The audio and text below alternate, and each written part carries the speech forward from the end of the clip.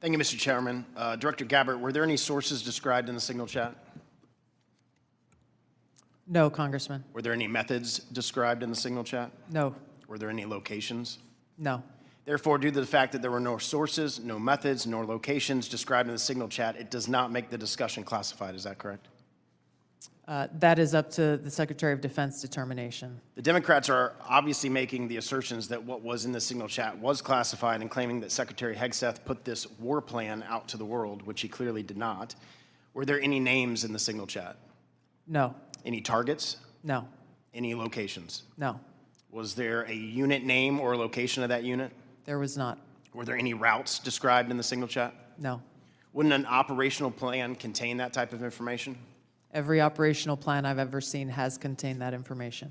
Thank you. Shifting to the real threats to America, the southern border. Due to the previous administration's open border policies, they allowed over 10 million illegals into our country. And during that time, there was 1,511 terrorist-related encounters at land border ports of entry, according to CBP. As someone who fought in the war on terror, I find this deeply offensive, that the previous administration would sacrifice the security and safety of the American people in the manner in which they allowed terrorists, criminals, and rapists into our country. In your testimony, you state, and I quote, "Based on the latest reporting available for a year-long period ending October 2024, cartels were largely responsible for the deaths of more than 54,000 U.S. citizens from synthetic opioids. A lot of those citizens are from my home state of Florida. Cartels, narco-terrorists, and other violent transnational criminal organizations have violated the territorial integrity and sovereignty of the United States and have also fueled human trafficking and the opioid epidemic that many of my fellow Floridians have witnessed for far too long. I applaud President Trump and his swift decision to designate the narco-terrorists and Mexican cartels as foreign terrorist organizations, and I want to thank each of you for making this a priority to fight against Mexican cartels, traffickers, narco-terrorists that have been responsible for killing hundreds of thousands of Americans.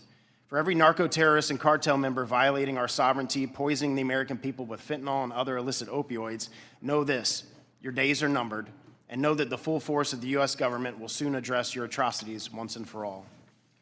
Director Patel, it's no secret that there is a growing presence of Mexican cartels operating fentanyl synthesis labs just over our border.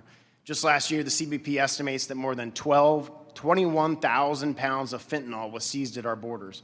That is enough to kill more than twice the population of the world, of our country. What actions are you taking to strengthen the FBI's fight against illicit fentanyl within our borders? Thank you, Congressman. It's good to see you. We have made it a priority at the FBI because fentanyl and illegal narcotics kill an American citizen every 7 minutes. That is a national security crisis, not just at the southern border, but at the northern border. And the Mexican cartels, along with their illicit partners in the CCP and other adversarial countries that are doing harm, are not just taking the fight down south, but they're bringing it up north. So we need to be more vigilant as to what's coming in through our northern border as well. Known and suspected terrorists are flowing in through our northern border more than they are our southern border, I would say, because of the successes we've had in closing the southern border. But when it comes to specifically to fentanyl, we are making, to date, since January 20th, 383 kilograms of seizures of illegal fentanyl, which is enough to kill 29 million Americans. And other than enhancing border security measures, what would be the most worthwhile action the United States could take to eliminate the cartels and stop the flow of illicit fentanyl? I got one answer for you. They're making the precursors in mainland China, and we don't have the authorities to go after that fight there, and we need to take it head on, because without the chemicals and precursors, there is no fentanyl, and they are moving that material around the world and into the United States too freely. Director Gabbard, I'd like to reemphasize the threat that our adversaries are exploiting via fentanyl and other illicit drugs that are entering our country through the border and poisoning millions of Americans nationwide. It's essential that all components of our national security apparatus are united in their efforts to protect the American people and our communities from such harm. Is there any reason to believe that the Mexican government isn't doing enough to finally eradicate the cartels and other transnational criminal organizations operating just over the border? Congressman, I can only speak from my vantage point. As was stated previously by Director Ratcliffe, we have already been introduced to and begun collaborating with our counterparts in the Mexican government. Could there be more done? I would say absolutely yes. I know that the Trump administration across his cabinet are looking at opportunities to be able to do that. And Director Patel just hit on this with CCP and precursors, but to what extent have we seen other malicious actors worldwide partner with the cartels to infiltrate and target the United States?